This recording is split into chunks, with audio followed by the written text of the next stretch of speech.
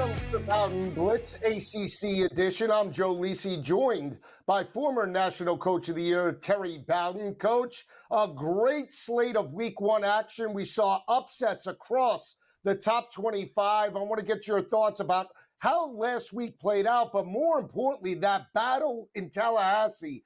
Top-ranked Alabama, 8th in the country, goes down to Florida State. They lose that matchup 31-17. Gus Malzahn and the Florida State offense were humming last Saturday.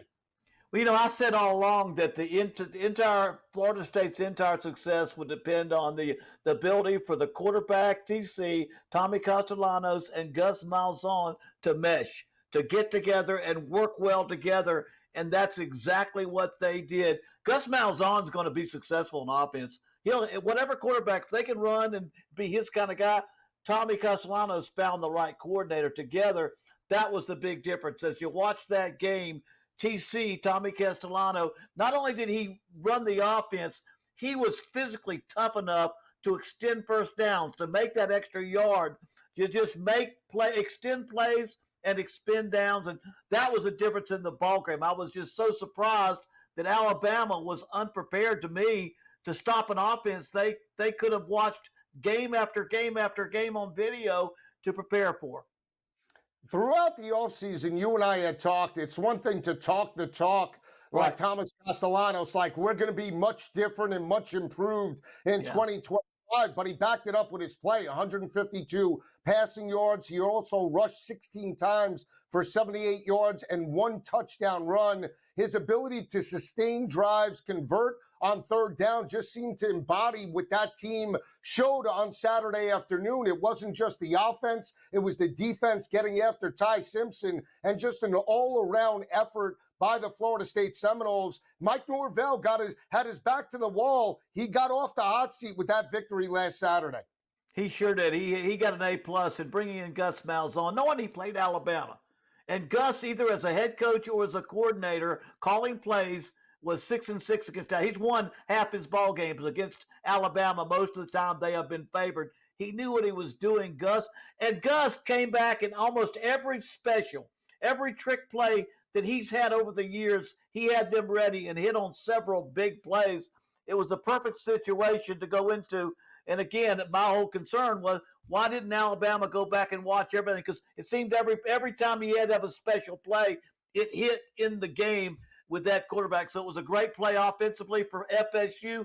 That inspired the defense. It's a shame we're not complimenting defensive coordinator Tony White, because that's a different defense. They played with emotion. They played with reckless abandon. They get after the ball. They gang tackled. All those things they quit doing last year, they brought back. So it was a great atmosphere in Tallahassee. I was in Tallahassee for the game. It was a great atmosphere on Bobby Bowden Field. And now you just have to wonder, how far can Florida State go if that quarterback can contain? And I don't know if he has to humble himself, but just be careful. He put the T-shirts out. He put the T-shirts out after the game, and I'm thinking, be careful now. Be careful. But you know what? My dad once had a player down in Tallahassee that he couldn't control. His name was Deion Sanders, and sometimes you just got to let him go. The biggest thing for me, Coach, too, when you look at the turnaround from last year to this year, especially in game number 1, is that the ineffectiveness of the rushing attack. Last year, Florida State had one of the worst rushing attacks in all of college football, averaging 89 rushing yards per game. They pounded the rock on Saturday afternoon for 230 yards on that Alabama front seven, 4.7 yards per carry. That was a dominant offensive line effort, and the ability to really convert on third down, especially late in the game, allowed Florida State to run out the clock. The other factor as well, you mentioned Tony White. Last year, this defensive front seven allowed 184 rushing yards per game. They held Alabama to less than 100 yards, 84 yards on the ground, and less than 3 yards per carry. That was a dominant defensive effort on both sides of the ball. Interior line outplayed Alabama and really showed that they had more physicality than the Crimson Tide. Yeah, Alabama, we said before they had to run, and this is going to sound like a broken record.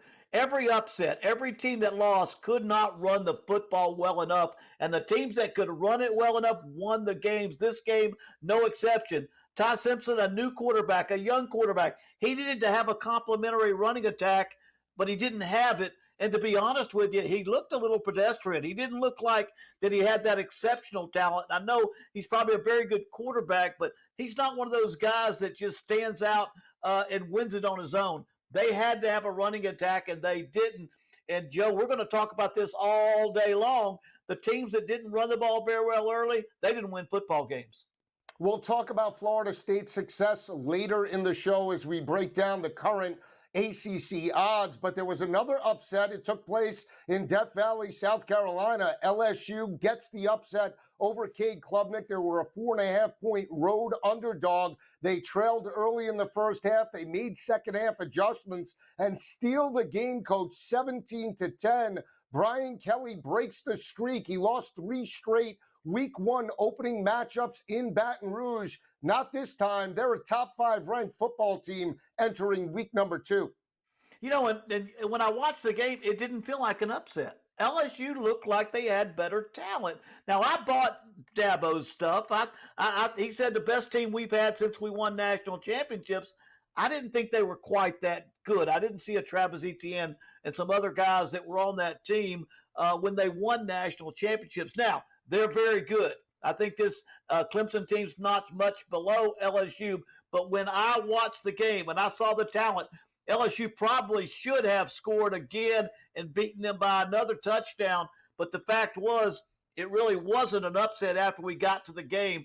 They had a little better football team, and because they had the better football team, they won the game. Well, when we talked in the breakdown prior to the outcome, we said and talked about the ability for potentially Clemson to rush the football on that front seven of LSU. Last year, the Clemson Tigers averaged 173 rushing yards per game. You talk about Blake Baker and that defense by LSU. They held Clemson to only 31 rushing yards in that contest, 1.6 yards per carry, and Clemson only converted, coach, 3 of 13 third down conversions. To me, that was the difference in the matchup. And I'll say this, Garrett Riley has great background. He understands offensive football. He knows how to put points up there. But when he gets to a tight ball game, he throws the football. His answer is almost always throw it more, throw it more, throw it more. And that's where you see him not running the ball enough. Sometimes you got to keep running the football just to make sure you stay balanced. That game was a close ball game.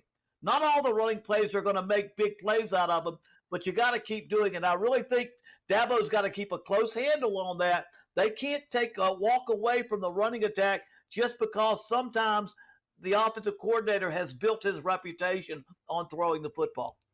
We talked about Cade Klubnik being a Heisman frontrunner. He was a 9-1 shot, completed 50% of his passes, seemed to struggle late in the fourth quarter. Your thoughts about his performance on Saturday night? No, I didn't think he's good enough for them to win their conference, and I think Clemson is still going to be right there in the hunt with Miami for the conference championship. Now, again, it's a little bit like I felt the talent level of LSU. I thought Nussmeier showed a little bit more stuff. Now, I thought Cade did a good job. His team was not as good.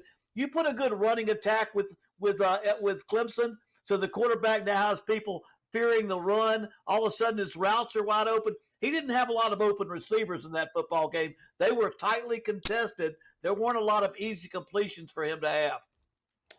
Clemson struggled on third down. They obviously couldn't stop Garrett Nussmeier and the LSU Tigers offense, especially in the second half. There was the controversial incomplete pass to Barry and Brown that could have been ruled a touchdown. If that was the case, LSU might have won 24-10. We'll come back and break down the other 2 games in the ACC right here on the Bowden Blitz. Keep it where it is.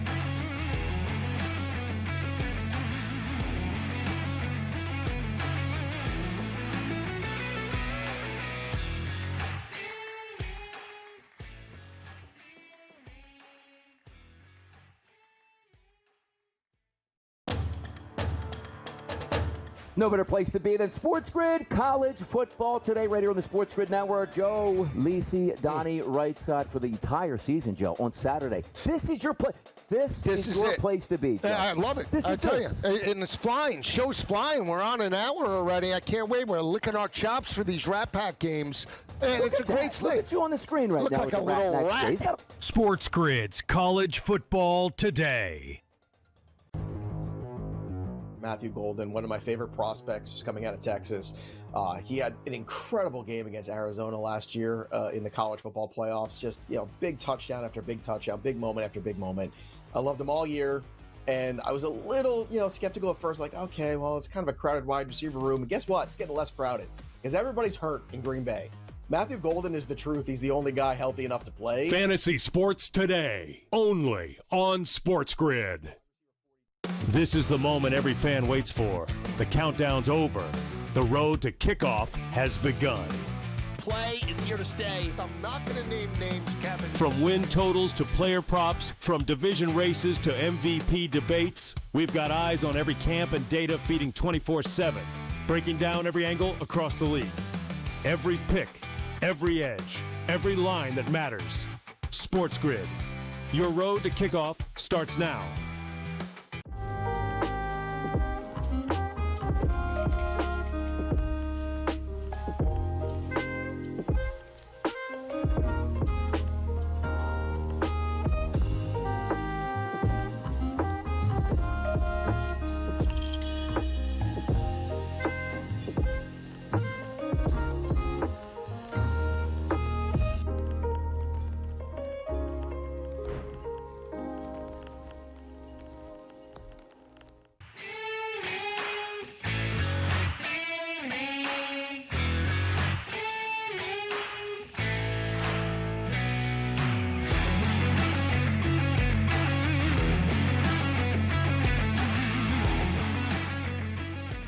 Back on the Bowden Blitz, Joe Lisi and Coach Bowden breaking down week 1 in the ACC. We left off talking about the battle in Clemson, LSU, and the Clemson Tigers. There was a huge upset in South Beach on Sunday night. Carson Beck in Miami as a 2.5-point underdog strikes the upset over 6th-ranked Notre Dame coach Mario Cristobal, and the Hurricanes get the 3-point victory, 27-24. That was a dominant offense and defensive line effort. They outplayed Notre Dame on Sunday night. Well, you take Carson Beck as a veteran, battle-tested quarterback. He may not be as flashy as Cam Ward. He's not, but he knows how to manage a football team, play under pressure, play in big games, and Miami had a defense that was able to finish the football game. The thing that surprised me about Notre Dame, they have a back named Jeremiah Love. They didn't utilize him enough. They had to run the football. Their new redshirt freshman quarterback, C.J. Carr, his first big start. I'll say this: I think he's going to be an outstanding quarterback. He's got the feel of a good quarterback, but he wasn't ready to control the game. They didn't get enough rushing attack. Held to under 100 yards rushing, and everybody else on Saturday or this past weekend. If you can't run the ball, you don't win. Notre Dame did not run it well enough. Miami came through. Closer on defense. Carson Beck was the veteran, and they came away with a big win by stopping them on the last series. Great points, and you bring up Carson Beck. He completes 20 of 31 passes, 205 yards, 2 touchdowns. The acrobatic catch by C.J. Daniels, the former Liberty and LSU transfer. I mean, that was an amazing one-handed catch that really allowed Miami to build a lead. They gained that momentum in the second half as well and really shut down C.J. Carr when it mattered on the final drive. To your point as well, I think the biggest aspect about why Miami won that ball game on Sunday night, Coach, the offensive line protected Carson Beck. I didn't see Notre Dame get in his face, not until late in the fourth quarter on one sack late in the ball game. Right. But on third downs, Miami was able to convert. We talked about it in the breakdown. Miami last year converted 56% of their third down opportunities with Cam Ward. That offensive line protected Carson Beck. He could go through the passing tree and make plays when it mattered. And then the speedster, Tony. Notre Dame had no answers to contain him. He abused that secondary all evening. Yeah, there's no question. And remember, Cam Ward made third downs work because he could always extend a play. He could avoid the rush. He could spin out. Carson Beck, you had to have a solid pass protection line. Miami's been talking about this offensive line. A lot of people think it's one of the top 3 or 4 offensive lines in the country, and that's exactly what they needed, again, with a defense that was able to close. Because last year, no matter what they did on offense, the defense couldn't close. And so this is a different football team. They got a new defensive coordinator, and that gave them some new positioning on defense. I'm always aware of how is the new defensive coordinator going to put the players. Some coaches can put players in a better position to be successful. I think they've got a style of defense. They were all over the place. They played good coverage, good solid defense, and they gathered after them. And I think that was the other factor, how well the defense closed at Miami. You mentioned that Notre Dame was held to under 100 yards. They only rushed for 94 in the game, 3.5 yards per carry. From what you saw from a defensive perspective, when looking at the front seven, do they look like a national caliber defense? I know it's only one game, but knowing what we saw last year where they struggled with the likes of Syracuse and Georgia Tech and Iowa State in the bowl loss last year, does this defense look bigger, faster, and stronger to potentially not only challenge for an ACC championship, but potentially a college football playoff appearance? Yeah, one game I'm not sure you can make all those evaluations. You look at Clemson. They lost to a very good LSU team. How good are they? Notre Dame defense, are they as good as last year? Well, they lost to a very good Miami football team, and they may well be as very well. I think they've got a good enough team to get themselves in the playoffs and go from there. But as a key, they've got to establish the running attack. I don't think you want to go out there with that quarterback, and he's not a runner. He's a good classic quarterback. Grandson of Lloyd Carr, former coach of Michigan. It seems to have all the football IQ and savvy that you need for a quarterback. But they've got a guy like Jeremiah Love, who I think as a running back could be one of the best in the country. They've got to establish and improve their running attack, and you got to give a guy the ball if you wanted to make yardage.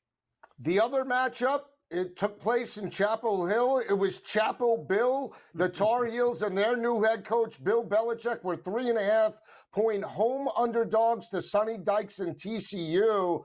We thought that Bill Belichick would bring defense. That wasn't the case, Coach. TCU ran all over the Tar Heels en route to a 48-14 dominating road win. Can Bill Belichick resurrect the Tar Heels to at least become bowl eligible this year? We're going to have to see a lot of improvement. I mean, an entire new staff, 70 new football players, every position brand new. I mean, I don't care how successful you've been in the past. You can't just go out there and magically just make something that is not good enough as good as everybody expected. And because he is Bill Belichick, everybody just assumed that money and fame and success in the past could turn that program around. Well, Sonny Dykes it's not his first rodeo. He's a heck of a good coach, and he's done had great success himself. TCU just reminded North Carolina fans that this ain't going to be magic. They've got to go out there and build a football team, and it's going to take more than just 1 year. They have 3 winnable potential games at a conference before they square off against Dabo Swinney and the Clemson Tigers. They do play Charlotte this week. They're a 19-point favorite in that matchup, Coach. When you look at the quarterback position, South Alabama quarterback Gio Lopez started. He only converted 4 of 10 pass attempts, 69 yards. Max Johnson looked better. Is there any shot Max Johnson could get the start next weekend? Yeah, that starter looked shaky to me. He looked shaky. He made poor decisions. He got panicked at times. Wouldn't shock me. I'm not so sure he's the answer they hoped he would be. When we come back, we'll break down week 2 in the ACC right here on the Bowden Blitz.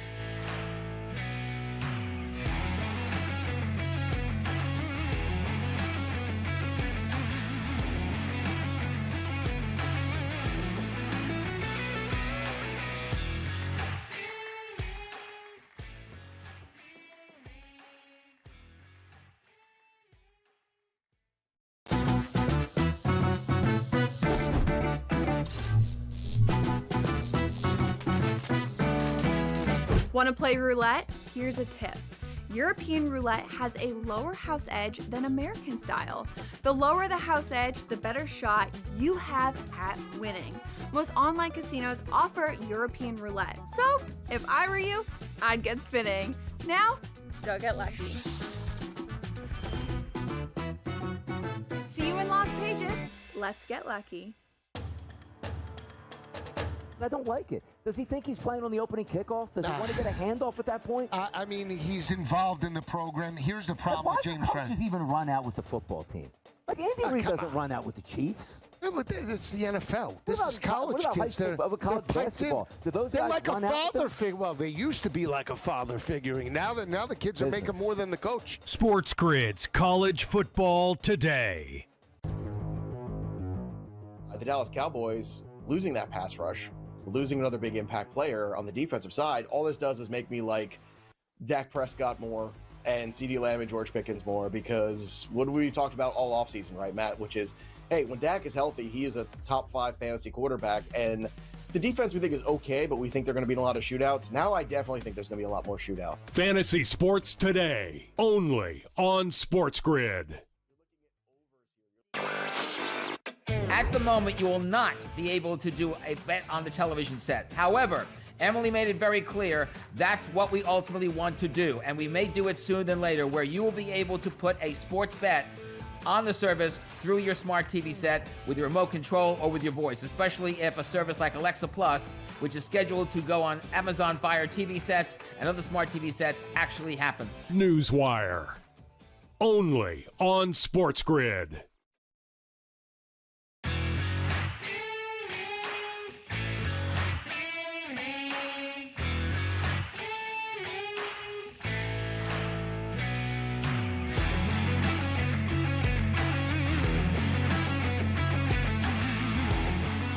Continuing the conversation of week 1 in the ACC, Coach Bowden and I looked about the 2 games, Miami, Notre Dame, and North Carolina, TCU. We're going to take a look at the current odds entering week number 2. Clemson still has the best odds, Coach, to potentially win an ACC championship. The loss to LSU does not affect anything in conference. You see them right there at plus 150 to potentially win the title. Miami cuts their odds down from plus 350 to now plus 320, and Louisville right there at 8-1. Is there any other team outside potentially Clemson, Miami, and Louisville that you think could potentially steal some thunder? Now, I still think we got to watch. We had a good win out of Georgia Tech. SMU had an easy game. We'll see a little bit more about them against Baylor this week, how good they are. And Duke against Illinois. Those are 3 teams that I think you got to keep your eye on. But to me, it's always been Clemson and Miami, Miami and Clemson. I do think it is closer. But if LSU is as good as we think they are, Clemson's not a lot worse than we thought they were either. When you look at Clemson, and I brought this up in the pregame, 70-5 at home prior to that loss, dating back since 2015. The last year and a half, they've lost to Louisville, they lost to South Carolina at home, and now the loss to LSU. Is there really a home field advantage now in Death Valley, South Carolina? Well, you know what I've always said, most teams that have great home field advantages, they usually have better football teams than the team they're playing against. You've got to remember, in the old days, your 3 non-conference games were usually not nearly as good. You played those always at home, so your record was always good. But the key has always been, if you got more talent than the other team, home or away, you're likely going to win. Clemson right now is not as talented, I don't think yet, as they were in their 2 championship years, but I still think they are very formidable. That's a hard place to play. And again, you and I both think LSU's a lot better than we thought, and they are be a contender in the SEC. And if they're only a 7-point difference than Clemson, that's still a very tough place to play. And Clemson still has a good chance to me. Other than Miami, they got a chance to run the table in the conference and play for the conference. Oh, they don't play Miami except maybe in the ACC championship. The one team that I watched play over the weekend, and we didn't talk about them in the breakdowns because they played an FCS opponent, was Duquesne. But Pat Narduzzi and Eli Holstein in that offense were humming yet again. They get a dominating home win. You know, at the start of the year, they were in the area of, let's say, 40-1 or 45-1 to potentially win an ACC championship. buried with some of the, teams at the bottom of the conference. Would you rather be at the bottom of the conference or seeing all these teams knock each other off and potentially make a second half run, or would you still want to be in the area of SMU, Louisville, and seeing what Miami was able to do and getting that win where they have momentum earlier in the season? Well, I don't think I ever want to be ranked lower as high as I possibly can. If I get ranked low, we're going to use that for momentum. Backs against the wall, us against the world type of thing. I think Pittsburgh came out so strong last year. Everybody knows how good they can play. And, and they have been good, very, very good in this conference in the last few years. And so wouldn't surprise me but they would be a dark horse. But it wouldn't surprise me if a Pittsburgh or an SMU or a Duke or one of these teams comes along and sneaks up there and gets in the hunt. But it would be because of a special year and not because of their talent, because I think Miami and Clemson have that higher talent level. We'll talk about the games for week number 2. You mentioned the Illinois-Duke game. That's a 2.5-point spread. We talk about Darian Mensah. We talk about Manny Diaz and how he's maintained that momentum in Durham. I know they started slow in their week 1 performance, but you got to love that you have an experienced quarterback, and now Illinois is coming to your house for potentially an upset in Durham on Saturday night. Well, and I love what Manny Diaz has done there, and the quarterback they were able to pick up out of Tulane is a guy that is very, very exciting as a quarterback. But I don't go with what's happening. The team that runs the best has been winning, and Illinois is going to be built on a strong running attack. And so I like Duke at home, but I just got to stay with that running until I see someone that can run better than the other team get beat. I'm going to stick with Illinois here. Only 2.5 points, just a field goal difference. But I like that strong running attack in Illinois. Yeah, we'll see how that game plays out. Coach and I will break down all the week 2 slate in the ACC later in the week. We're talking about Darian Mensah, the transfer for Tulane. He accounted for 3 passing touchdowns and 364 passing yards in the rout over Elon. Could be points aplenty Saturday in Durham. We'll see you later in the week right here on the Bowden Blitz.